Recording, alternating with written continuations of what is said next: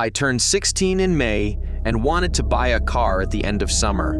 I had a nice allowance from my dad from doing work for him at his shop on weekends during school that I had saved, so I had $10,000 already. Sounds like a lot, but a 2012 Mustang is about 20 grand on the used market, and I had to have a Mustang. I was, in fact, desperate to have a Mustang, not just a car. I walked our town's main street and a couple of off streets, asking at each shop if they needed any part-time summer help. The ice cream parlor and the hardware store were my best hope, but they had already committed to other students from the high school for summer employment. I turned to Craigslist and looked for anything. There was nothing for a 16-year-old for a part-time summer job listed. The only part-time work listed was 8 miles out of town. Help wanted. Part-time taxidermist assistant. Discover the art of taxidermy when you join our team at Brookholm Taxidermy. Seeking a reliable part-time assistant with a passion for preserving the coverings of life and learning the craft. Assist with preserving, mounting, and displaying various forms of life. No experience is required. We'll provide comprehensive training. Immerse yourself in preserving animals by creating stunning displays. Attention to detail and patience are essential. Flexible working hours. Unearth your secret passions to give life to the dead. Inquire in person at 1150 Oakwood. Take your chance to be a part of the fascinating world of taxidermy. I knew the old farmhouse primarily by the stories whispered around town about Crazy Edgar. He was something of a Frankenstein working on dead animals. Many he found as roadkill were the rumors.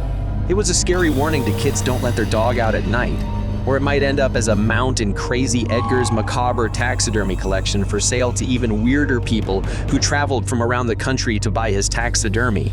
It was rumored that he experimented with human corpses that had vanished from the crematorium, a rumor too horrifying to honestly believe. But everyone whispered about it, especially around Halloween. Curious teens would drive past the house at night and look and see if they could see lights on where Edgar would be working and scare themselves.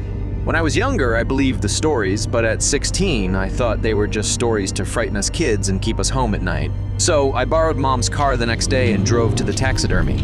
Oakwood was a minor road off the state route, and the farmhouse was hidden down a long dirt drive sitting by itself. There was a nondescript sign dangling from an old iron post above the mailbox, Brookholm Taxidermy. I had a mix of excitement and trepidation driving up to the old house. It was large and rambling and looked abandoned from lack of maintenance.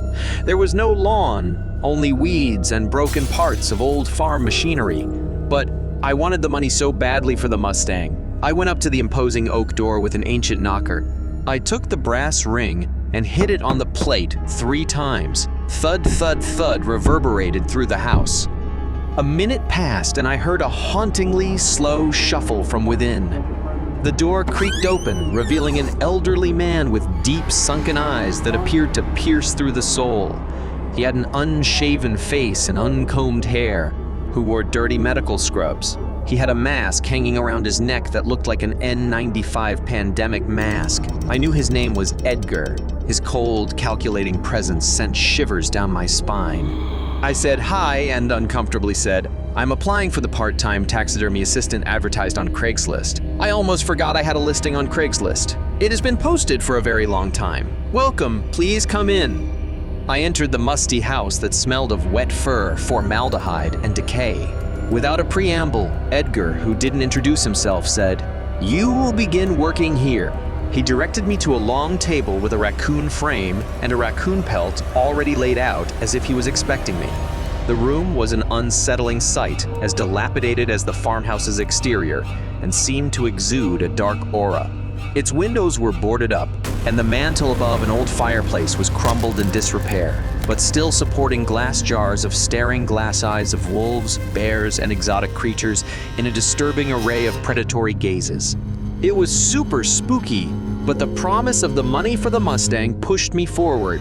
Edgar continued with the house tour, room after room of stuffed animals, proudly proclaiming, "I have been perfecting my art for many years. My creations are unequivocally a testament to my skill." I tried to keep my composure, smiled, and nodded as if appreciating. I was grossed out, but I wanted the job badly. At the end of the tour, Edgar showed me the raccoon needed to be preserved for a creepy hunter in Alabama. I could barely contain my horror. But I needed the money. As night fell, Edgar insisted that I stay and work. He had a deadline he had to meet on completing the raccoon mount and had another mount he had to give his expert attention to. Promising he would reward my efforts, I forced a weak smile, tried to look unfazed by the request, and continued wrapping the raccoon frame. As the hours passed, I worked diligently on the raccoon, trying to ignore the unsettling atmosphere in the spooky house. I focused on the task, but started to notice oddities in the house. The completely boarded windows and the massive deadbolt on the front door required a key to leave, and Edgar always had the key with him. I had the feeling of being trapped like a prey animal in a predator's lair. As the clock struck midnight, exhaustion started to overtake me. The walls began to close in on me, and the taxidermy animals appeared to come alive in the semi-darkness of the poorly lit room. It seemed all their eyes were on me and followed my every move. My heart rate was racing. I had to stop working, and I wanted to go home. So I got up from the working table and entered the hallway, looking for Edgar to ask him to let me out. I had no idea which room he was working in. I just opened doors and peered into rooms filled with Edgar's work that he considered art and life-giving, with his obsession with immortality and experiments to preserve the essence of life itself. As the night wore on, the house seemed to awaken with malevolence. The taxidermy moved with unnatural fluidity, as if following me from room to room. While searching for Edgar, I thought I had covered the entire place, but could find him nowhere. I sat on the stairs moaning that I wanted to go home. That is when I heard a sound coming from behind a bookcase. That is odd, I thought. I went closer to investigate and saw the light coming from behind through a crack. It appeared to be a secret door. I pushed on it, and it opened with a terrible squeak. Inside the room stood Edgar, dressed in his surgical gown, leaning over a mortuary table. My eyes fell upon the most grotesque sight I have ever experienced. A human body on it was preserved in a nightmarish pose, forever trapped in a state of agony. Fear gripped my heart and squeezed so hard I could not breathe. I had to escape this house of horrors. I pushed the bookcase's secret door closed and shoved a chair under a shelf to lock Edgar in. I ran to the front door, and it was impenetrable. I had to find an escape. Each second, my sanity felt slipping away, and the animals seemed to be chasing me in the darkened house. I could hear Edgar shouting, "I'll catch you, and you will be forever in my collection." In a desperate bid for survival, I mustered all my strength and made a final attempt to flee. I dashed through the room, stumbling over relics and being pursued by invisible animals. I hit the boarded-up window with my entire body and crashed into the yard. The cold night air woke me from this chilling nightmare. My car came to life instantly, and I pushed the pedal to the floor, skidding out of the driveway onto Oakwood and headed for home. When I got home, I called the police to report that Edgar was working on a human corpse in a secret room at Brookholm Taxidermy. They went out to investigate without finding a secret room or a human mount. What I witnessed in that house haunts me still. I'm lucky to have escaped with my life. On summer vacation a few years ago, when I was still in high school, I needed some extra cash. So I went online to Craigslist and looked for the help wanted. For kids my age, there aren't a lot of opportunities. Mostly babysitting, dog walking, pet sitter, car wash, golf caddy kind of stuff, and I guess any of them would work. Still, I hope to strike gold and find something really good. What turned up was a small ad, looking for a part-time summer home and yard worker, energetic, responsible, punctual teenager. Help an elderly man with outside maintenance and lawn tasks, 3 hours a day, $150 paid daily. As I looked at the address of the man who posted the ad, I could see that he was in our town, not too far away. I could quickly get there by bicycle, and the pay was far better than babysitting. 3 hours, work $150 5 days a week. I'd make $750 a week. Wow. I immediately called the ad, and a mature voice picked up. I said I was calling about the Craigslist help wanted advertisement, and the man said without hesitation, "Come tomorrow." I asked when he would like me to show up and if I needed any tools. He then became friendly and apologized for his curtness. He said he was too old to do the outside work anymore. He has all the tools that I will need. He kindly said he appreciated an energetic young boy like me coming to help him. He seemed like a gentleman, and I pictured him as perhaps a widower living alone. He was friendly and pleasant over the phone, other than the curt initial hello. He said come at 9 if that was convenient for me. I told him I would be there punctually. That evening, I told my mom I had found a job on Craigslist. She was initially concerned because she had heard Craigslist horror stories, and I was just a teenager. But after we discussed where I was going and what I would do, she was okay with it. She reminded me to take my cell phone with me, and if anything were to go wrong, to call her or Dad. But what could go wrong? We live in a small town, maybe 12,000 people. Everyone is friendly, and we have almost no crime to speak of. Sure, things happen, but it wasn't a crime-ridden city, just a small town where everyone knows everyone. At 9 o'clock sharp, I showed up at Edmund's house. That was his name, Edmund, and he repeated it several times just to make sure I heard him. He gave me a pair of garden gloves and walked me around the house. He seemed like a regular guy, not as old as he was on the phone. He pointed out the flower beds to be weeded and thought that would be an excellent place to start. But the work would be endless, and the help would be needed all summer. Mowing, trimming, weeding, raking, and some paint touch-ups here and there. He made small talk as we walked, but the conversation drifted toward personal questions as we moved through the backyard. At first, they were kind of basic questions like how old are you, where do you go to school, and what's your family name? But then they took a sharp turn. It was unexpected, and I have to say I was shocked. I'm not even comfortable sharing those questions right now. Just know they were very personal and undoubtedly inappropriate questions for a 14-year-old. I tried to cut him short at this, telling him I should really start working because my mom was expecting me to help her in the afternoon. His face raged, but he said nothing. He just turned abruptly and very angrily marched off to the house. I didn't fully understand why he was so angry. I thought about leaving because I was so embarrassed by the inappropriate interrogation, but I wanted the money so badly. But I was very anxious to get away for the next 3 hours as I worked. I stayed apprehensively until the job he had outlined for the morning was finished. However, as I worked, I got really creeped out because the whole time, I kept catching glimpses of the guys staring at me from behind curtains and from different windows. And if he knew that I saw him, he would give me a sinister smile. I kept thinking, what was going on with this guy? This is so weird and menacing. What is wrong with this guy? But I had already half completed the job and wanted the money. So, I completed the work as I had promised. At noon, I put all the tools back into the garage where they had come from, and I knocked on the door to let him know I was done. He reached his hand out the door with a handful of 20s and told me to beat it. I quickly counted the 20s and there were 5. $100. I didn't even care that he had cheated me out of 50 bucks at that moment. I was actually trembling when he told me to scramble. His voice was so rude. I was so in shock that I was kind of paralyzed as I looked at him through the door glass. I could not move as he screamed inside the house. "Get out of here! Get off my property!"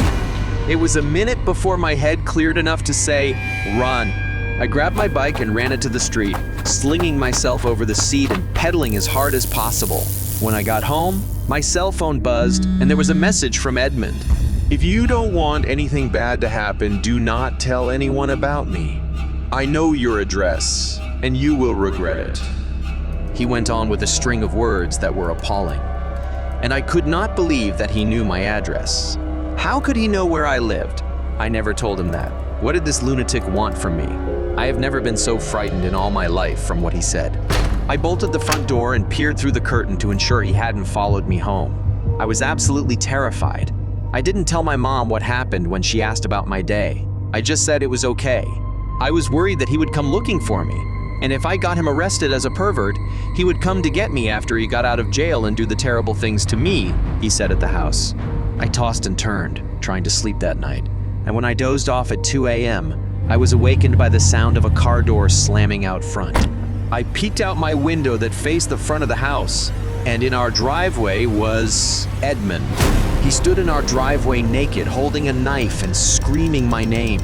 My dad and mom woke and I said it was the guy from the help wanted. I went to work. My dad called the police and they arrived in minutes and arrested Edmund for harassment and aggravated assault or something like that.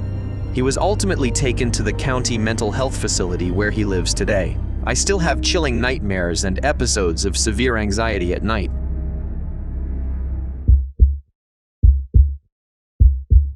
trust your gut and don't be blinded by money. Not all Craigslist ads are what they seem, nor are the people who answer them.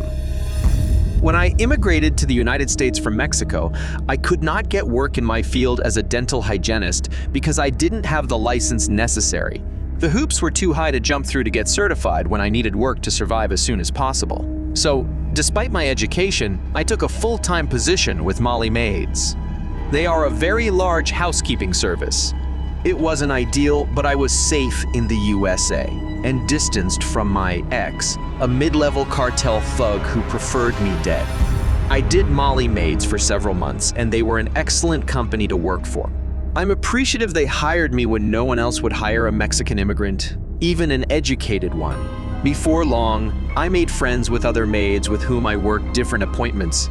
And through these friendships, I learned that people could earn triple what they earned working for someone else by answering help wanted ads and by posting my services and working directly for a client. So I posted that I was an experienced housekeeper available to clean your home, and simultaneously answered maid wanted ads. This went exceedingly well. I was amazed at how much money I could make doing this on my own. I proudly messaged my sister in Mexico, caught in the same twisted fate I was in with a cartel husband, to come to the USA and work with me and escape her dreadful life. I told her we would work the Craigslist help wanted together.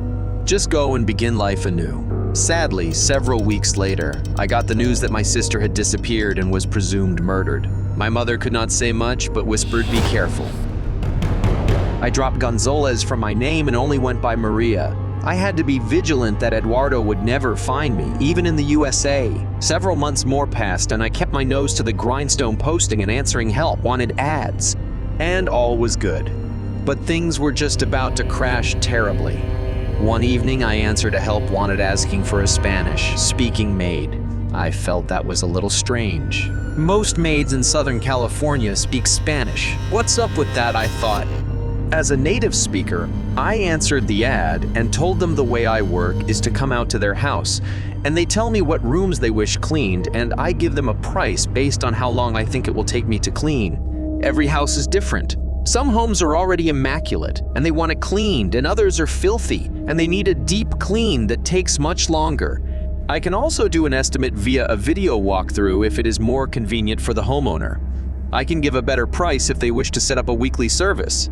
But either way, my price is better than the national services, and you will have the same cleaner me each week. Well, I answered this ad from a man who wrote me back in Spanish and sent me a video walkthrough of the rooms he wanted to be cleaned. His house was neither filthy nor immaculate. We set a date that week, and I went there for about 3.5 hours doing the first and second floors, giving extra care to the kitchen and bathroom tiles that needed a hard scrubbing with grout cleaner. When I arrived, a Mexican man greeted me friendly at the door and led me to the second floor, where I could work my way down. Usually, the client then leaves me so that I may work. But this man stands at the top of the stairs, watching me clean each room. This sometimes happens when I clean for older women, as they use it as an opportunity to have company. Sometimes, they are control freaks. But this guy wasn't watching what I was cleaning.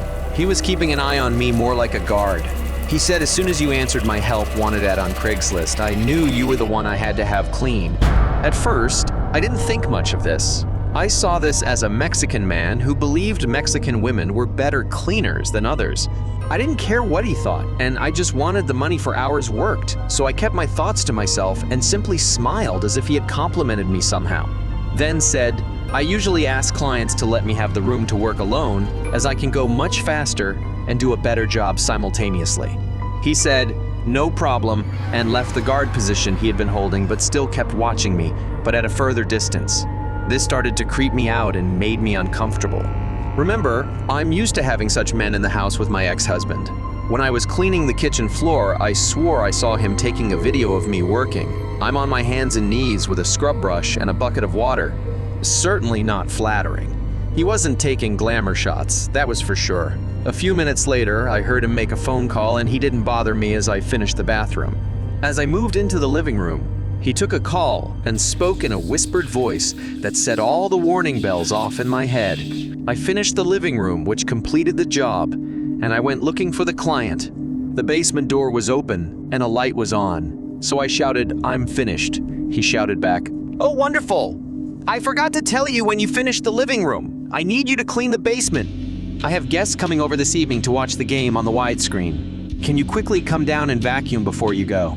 I have your pay with me. I'm trying to straighten up the furniture now." As I looked down the basement steps from the hallway, I could also see the driveway out front, and 4 Mexican men were getting out of a car. My heart pounded as I realized the trap I was in. My ex had located me through Craigslist. He and my brother-in-law must have listened to my conversations with my sister. If I went down those stairs, I would never walk up. "Okay," I shouted down. "Let me use the toilet, and I'll come and vacuum for you." I ducked into the hall closet just as the 4 men entered the house and went directly to the basement. As soon as they were down, I dashed from my hiding and shut and bolted the basement door. I ran to the garage and found a 5-gallon gas can for a lawnmower that was luckily full. I poured it under the crack of the basement door as the men pounded. I lit a match and shouted, "Tell Eduardo hello from me when you see him in hell." I dropped the match, and I could hear the flames and their screams as I closed the front door to answer another help wanted on Craigslist.